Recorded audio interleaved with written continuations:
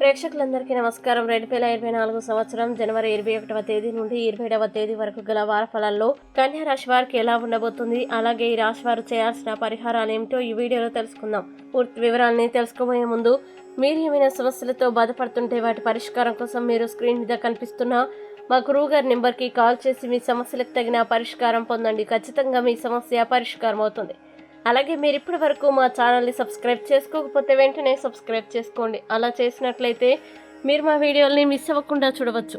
ఇక పూర్తి వివరాల్లోకి వెళ్తే కన్యా రాశి వారికి ఈ వారం ప్రారంభంలో గత వారం మీకు ఆటంకంగా ఉన్న పనులు ఈ వారం పరిష్కారం అవుతాయి. విదేశీ ప్రయత్నాల్లో ఆటంకాలు తొలగిపోతాయి. మీ సలహాదారులు మీకు అనేక సమస్యల నుండి విముక్తి పొందడంలో సహాయపడతారు. అందుకే వారితో కమ్యూనికేషన్ కొనసాగించండి. భార్యాభర్తల మధ్య అనుబంధంలో మాధుర్యం పెరుగుతుంది.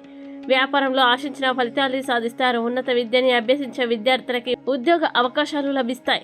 దిగుమతి ఎగుమతుల్లో పాల్గొన్న వ్యక్తుల యొక్క ముఖ్యమైన వ్యాపార పర్యటన ఈ వారం మధ్యలో జరగవచ్చు. మీ మాటలతో ప్రజల్ని ప్రభావితం చేయడంలో మీరు విజయం సాధిస్తారు.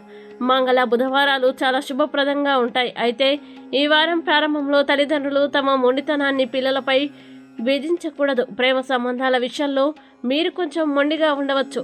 మీరు మీ ప్రేమికులతో డేటింగ్కి వెళ్తున్నట్లయితే ప్రశాంతంగా మరియు ఓపికగా ఉండండి.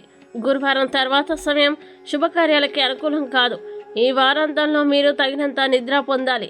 ఆరోగ్యం విషయంలో ప్రత్యేకంగా ఎలాంటి సమస్య లేకపోయినా మీరు శరీరానికి కావలసిన పోషకాహారాన్ని ఇవ్వడం లేదు. శనివారం ఇంట్లో అసమ్మతి రావచ్చు. మీరు కౌంటింగ్లో కొన్ని సాంకేతిక తప్పులు చేయవచ్చు. అటువంటి పరిస్థితుల్లో మీరు కొంచెం జాగ్రత్తగా ఉండాలి.